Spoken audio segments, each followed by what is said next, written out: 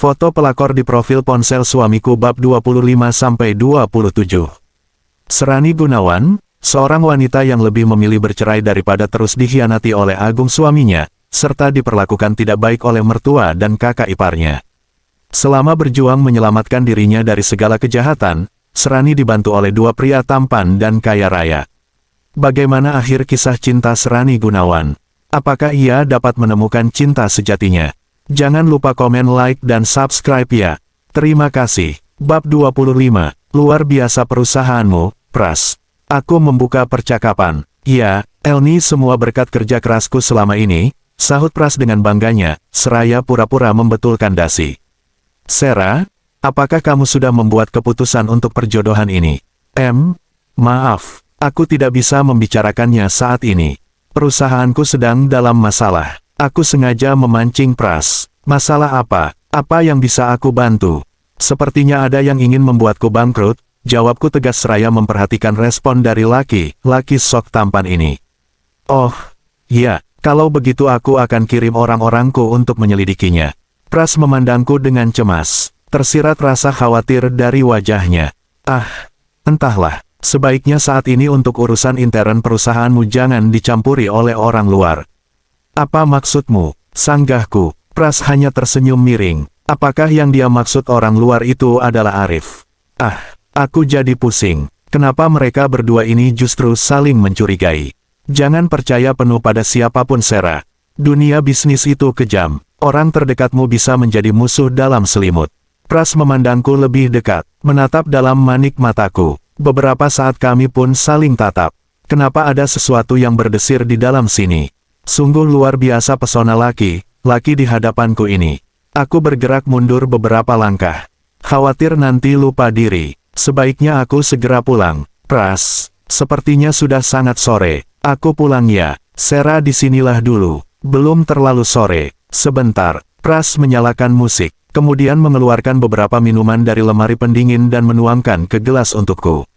Aku tersenyum melihatnya. Tiba-tiba Pras merubah sofa tamu menjadi lebih panjang, sehingga kami bisa duduk lebih santai dengan menaikkan kaki seperti di pantai. Laki-laki itu menekan sesuatu di dinding, lalu muncullah TV layar datar berukuran sangat besar. Ruangan ini nyaris berubah, bukan lagi seperti ruang kerja, melainkan ruangan untuk santai yang sangat nyaman. Perasaanku tiba-tiba jadi tidak enak. Tenanglah, Sera, aku hanya ingin membuatmu kamu sekali rileks. Kamu suka nonton film apa? Pras menekan-nekan remote di tangannya. Duduklah di sini. Ia menepuk-nepuk sofa di sebelahnya. Aku mendekat. Sepertinya benar yang dikatakan Pras. Tidak masalah jika aku rileks sebentar di sini. Benar-benar nyaman rasanya. Aku merasakan kenyamanan yang luar biasa. Aku tambah minumannya. Pras kembali menuangkan minuman ke dalam gelas, lalu memberikannya padaku. Sebenarnya aku tidak begitu suka minuman ini. Rasanya sangat aneh. Tapi demi menghormati tuan rumah, aku minum saja sedikit. Kenapa? Nggak suka? Sepertinya Pras memahami gelagatku. Apa ada minuman lain? Tanyaku hati-hati. Ada. Sebentar aku ambilkan. Pras kembali mengambil minuman di lemari pendingin lalu memberikannya padaku. Kali ini ia menuangkan jus campuran beberapa buah-buahan. Segar sekali rasanya. Kami berbincang-bincang santai. Tapi yang namanya Pras selalu saja sok mesra dan sok perhatian padaku. Apa memang seperti itu ia memperlakukan semua wanita? Aku harap, kerjasama perusahaan kita segera direalisasikan. Agar ketika kita sudah menikah nanti, akan lebih mudah untuk menggabungkan dua perusahaan ini. Lagi-lagi Pras membicarakan hal ini. Namun kali ini sepertinya ia lebih serius. Pras, menikah itu bukan hanya sekedar menggabungkan dua perusahaan. Tapi, juga penyatuan dua hati. Apa kamu sudah yakin dengan hatimu? Kamu punya segalanya. Banyak wanita yang lebih baik dan lebih cantik dari aku yang bisa kamu dapat. Hahaha. Laki-laki yang tengah berbaring di sofa sebelahku itu tertawa lepas. Sera, memang betul apa yang kamu bilang. Banyak wanita di luar sana yang bisa aku dapatkan. Bahkan mereka dengan sukarela menyerahkan dirinya padaku, sahutnya masih sambil tertawa. Aku yang sedari tadi merebahkan diri di sofa sebelahnya, langsung duduk ketika tiba-tiba Pras mendekat duduk persis di hadapanku, lalu meraih tanganku dan mengenggam kedua jemariku. Sera, aku sudah tidak muda lagi. Buatku kecantikan atau keindahan yang hanya bisa dilihat dengan mata itu tidak penting. Namun wanita dengan kecantikan hati seperti kamu yang aku inginkan. Pras menatapku dalam. Sepertinya ada keseriusan di wajahnya. Namun saat ini aku masih sangat sulit untuk percaya pada laki-laki, setelah apa yang aku alami. Perlahan aku hendak melepaskan genggaman tangannya. Namun Pras semakin mempererat, bahkan mendekatkan tubuhnya seperti akan memelukku. Aku terus berusaha untuk memundurkan tubuhku. Namun aku sudah berada di sandaran sofa yang menempel pada dinding. Pras terus mendekat. Sedikit lagi nyaris tidak ada jarak di antara kami. Satu tangannya tertahan pada dinding. Apa yang akan kamu lakukan? Aku mulai panik dan terus menahan tubuh Pras dengan satu tanganku. Aroma maskulin tubuhnya semakin menguar. Namun tiba-tiba seperti ada keributan di depan ruangan Pras. Maaf Pak, Bapak Tirta sedang tidak bisa diganggu. Tolong jangan memaksa masuk, Pak. Saya hanya ingin menjemput Bu Sera. Iya tapi saya mohon Bapak tunggu saja di depan. Tidak bisa, Bu Sera harus pulang sekarang juga. Pras spontan mengalihkan pandangannya ke pintu. Wajahnya lantas berubah gusar. Dan tiba-tiba, BRAMK. Pintu dibuka dengan paksa. Semua mata memandang kami yang berada di atas sofa dengan jarak yang sangat dekat. Aku spontan mendorong tubuh Pras. Hingga laki itu hampir terjatuh. Namun ia dapat menguasai tubuhnya untuk langsung berdiri. Hei, apa yang kamu lakukan padanya? Mataku membelalak melihat seseorang yang sangat aku kenal langsung menerobos masuk dan menghampiri Pras dengan wajah sangat marah. Maaf, Pak Tirta. Saya sudah mencoba untuk mencegahnya masuk. Tapi bapak ini terus memaksa dan menerobos. Seorang wanita sepertinya sekretaris Pras melapor dengan wajah ketakutan. Panggil security, cepat, teriak Pras. Tidak perlu security, sanggahku, aku akan pulang dengannya. Terima kasih untuk hari ini, Pras. Selamat sore, aku beranjak menuju pintu keluar. Tapi Sera, aku belum selesai bicara. Pras berusaha menahanku. Kita lanjutkan pembicaraan di kantorku. Cetusku. Pras memandang kecewa melihat kami berdua keluar dari ruangannya. Terima kasih kamu sudah menolongku. Kok bisa tahu aku ada di sini? Arif masih memandangku khawatir setelah kami berada di luar kantor Pras. Memangnya apa yang dia lakukan padamu, Rani? Sebenarnya dia tidak melakukan kejahatan. Tetapi tadi itu Pras seperti ingin memelukku. Dan kamu berhasil menggagalkannya? Jawabku tertunduk malu. Aku tidak bisa membayangkan jika Arif tidak memaksa membuka pintu ruangan Pras tadi. Entahlah apa yang akan terjadi selanjutnya. Sudahlah, yang penting sekarang kamu sudah aman bersamaku. Lain kali kalau pergi jangan sendiri. Ajak aku atau Dido. Iya, maaf ya, aku membuat kalian khawatir. Aku merasa sangat bersalah. Arif tersenyum seraya mengusap puncak kepalaku yang ditutupi hijab. Aku mencari ponselku untuk menghubungi Pak Yono. Mau telepon siapa? Pak Yono. Pak Yono sudah pulang. Tadi salah satu karyawan Tirta yang menyuruhnya pulang. Namun Pak Yono khawatir, ia kembali ke kantor dan bertemu denganku. Makanya aku langsung ke sini setelah mendengar penjelasan dari Pak Yono. Aku tercengang mendengar penjelasan panjang lebar dari Arif. Aku tidak habis pikir kenapa Pras menyuruh Pak Yono pulang. Apakah benar Pras berniat jahat padaku? Apakah dia juga yang mencoba untuk menghancurkan perusahaanku? Bab 26. Ayo aku antar pulang, ajak Arif. Dengan langkah gontai aku mengikuti laki yang berjalan di sampingku ini. Kejadian tadi masih membuatku tegang dan sedikit emosi. Aku masuk dan duduk di sebelah Arif setelah ia membukakan pintu mobil untukku. Sesudah memakai sabuk pengaman, Arif melajukan mobilnya. Rani, kamu benar-benar bikin aku takut. Hah, takut kenapa? Tanyaku heran. Takut untuk kehilangan kamu. Ya, apaan sih? Sahutku malu.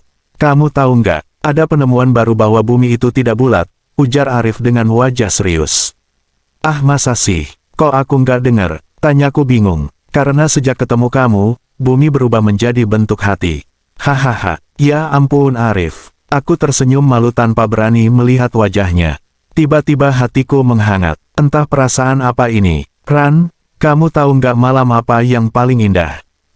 Malam pertama, salah, malam takbiran, bukan, malam apa dong, malamar kamu, Arif, petik 2, teriakku sambil tersenyum menahan tawa.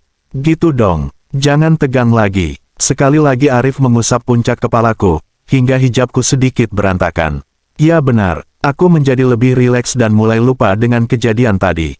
Sejak dulu sahabatku ini memang paling bisa menghibur. Di perjalanan ada saja yang membuat kami berdua tertawa. Hingga tak terasa akhirnya aku sampai di apartemen. Kemudian Arif menurunkan aku di lobi sebelum ia melanjutkan perjalanannya.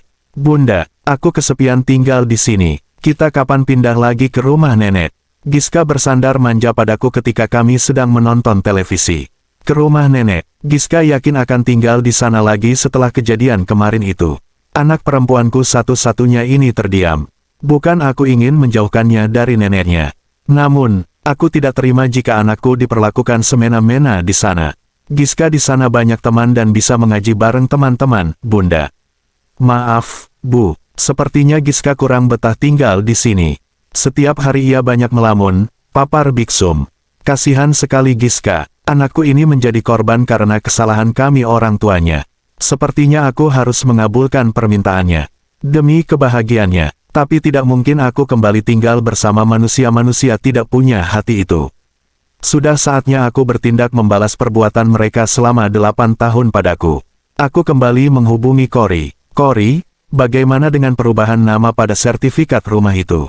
Apa sudah beres? Sudah siap, bos. Tinggal bertindak, sahut Cory dari seberang sana.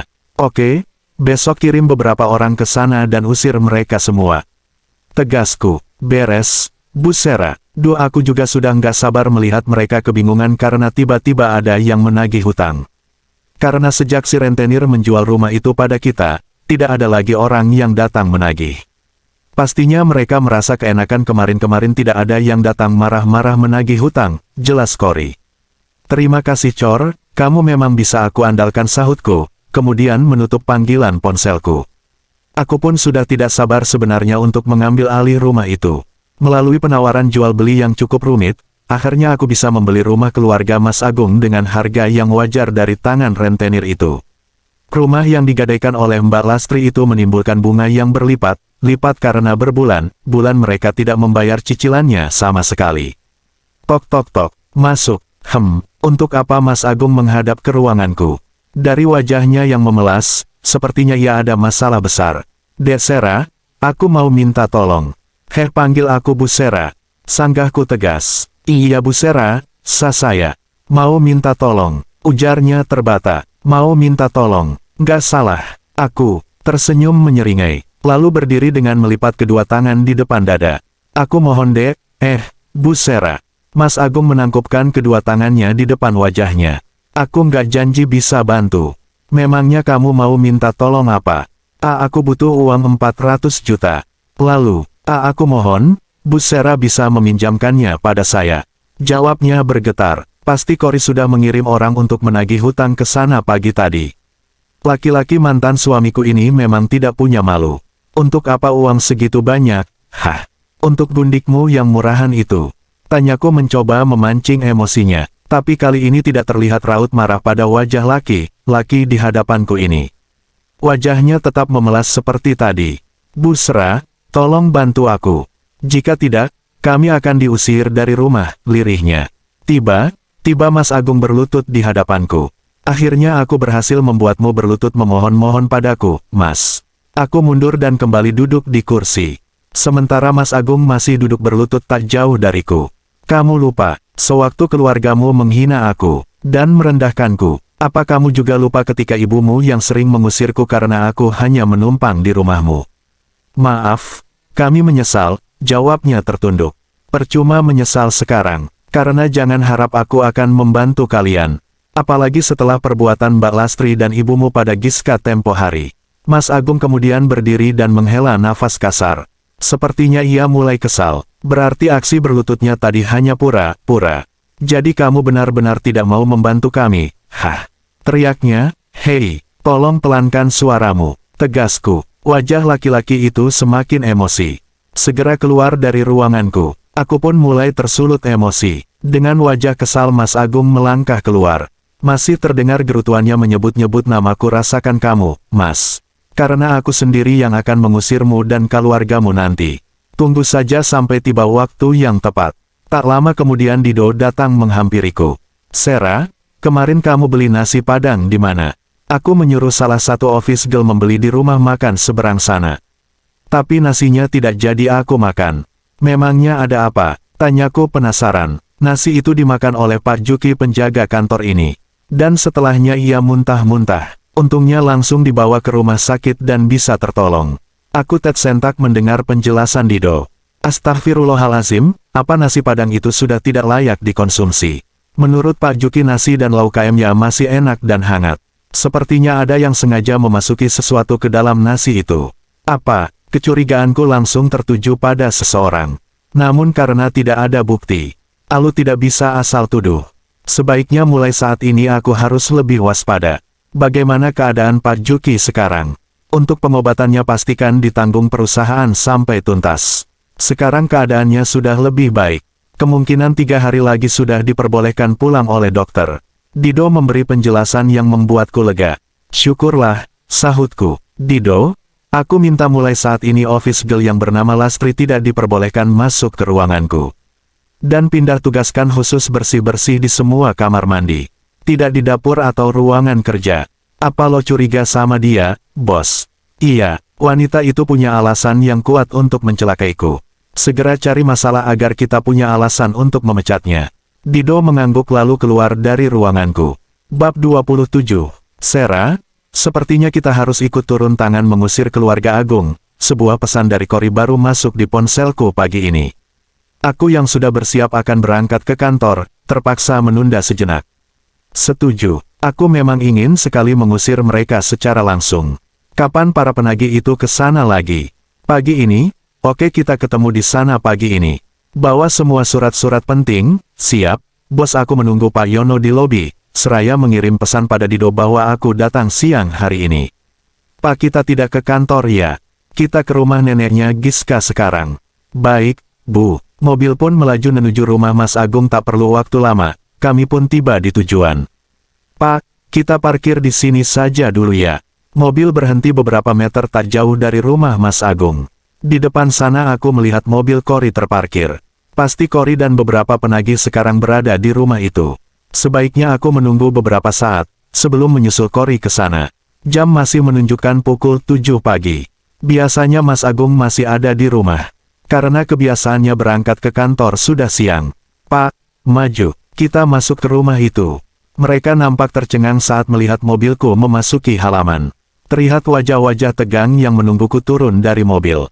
Selamat pagi, Bu Sarah, sapa Cory dan para penagih yang berbadan besar dan para penagih yang berbadan besar-besar itu seraya membungkukkan sedikit badannya padaku. Pagi, keempat orang di rumah itu terheran-heran melihatnya. Mbak Lastri terlihat sudah rapi dengan pakaian kerjanya. Sedangkan Mas Agung dan Yuyun malah masih memakai pakaian tidur dengan rambut yang berantakan. Entah di mana pikiran mereka saat ini. Di saat keluarga dalam keadaan genting, bisa-bisanya dua pasangan mesum itu enak-enakan tidur dan bangun kesiangan. Bagaimana, Mas? Apa sudah dapat uang 400 jutanya?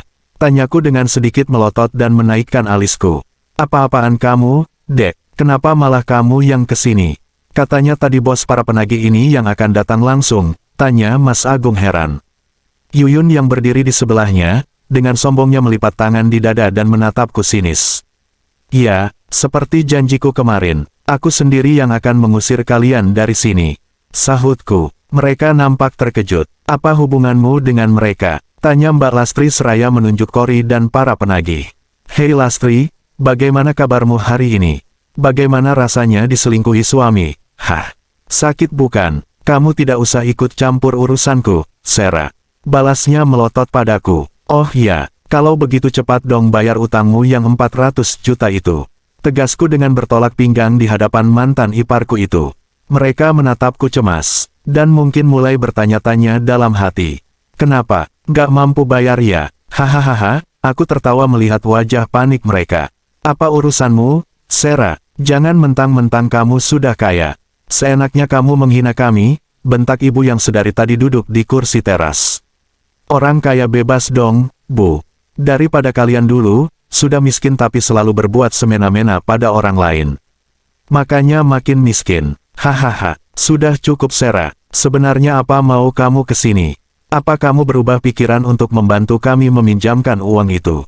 Mas Agung mulai melunak. Jangan mimpi kamu, Mas.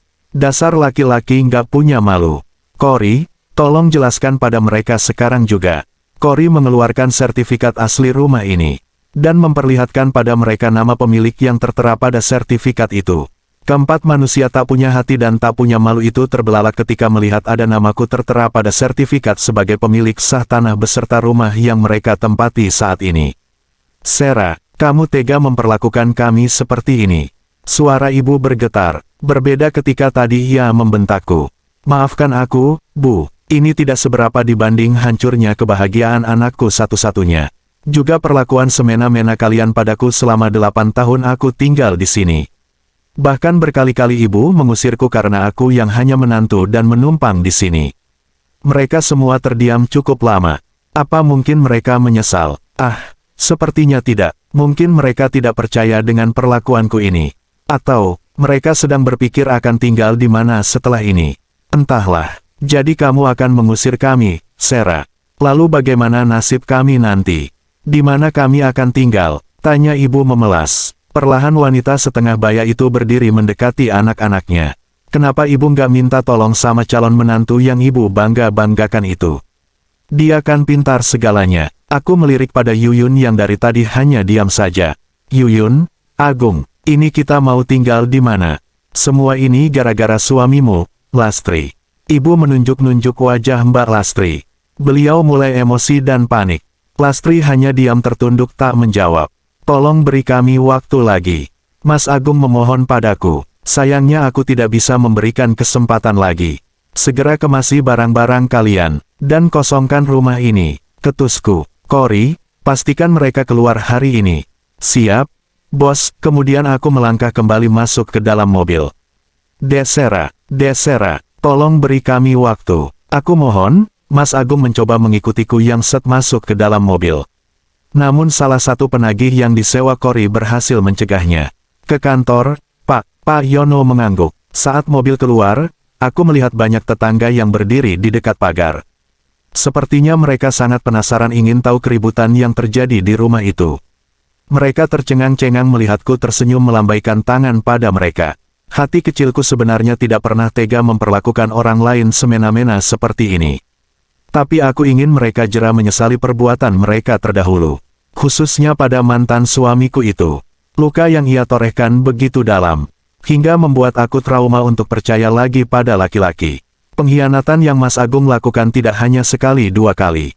Dulu aku begitu mudahnya mereka bodohi. Itu semua karena aku percaya penuh padanya. Dan aku begitu sibuk dengan bisnis propertiku bersama Cory. Dulu aku pernah berniat memberikan kejutan pada Mas Agung dengan membeli sebuah rumah mewah untuk kami. Namun syukurlah hal itu belum terjadi. Tuhan memberiku petunjuk perselingkuhan Mas Agung dengan cara foto si pelakor yang tiba-tiba muncul di foto profilnya. Sepintar-pintarnya ia menyimpan bangkai, pasti akan tercium juga. Dan akhirnya perbuatan bejatnya terbongkar tanpa aku menyelidikinya. Sekarang kalian akan merasakan penderitaan akibat ulah kalian sendiri. Aku tidak pernah merebut rumah itu. Tapi aku membelinya dari mereka yang tidak sanggup membayar utang pada rentenir. Semoga kalian bisa berubah menjadi manusia yang lebih baik. Apakah mereka bisa? Apa justru mereka bertambah dendam padaku? Kita lihat saja nanti setelah aku dan Giska benar-benar kembali ke rumah itu. Bersambung.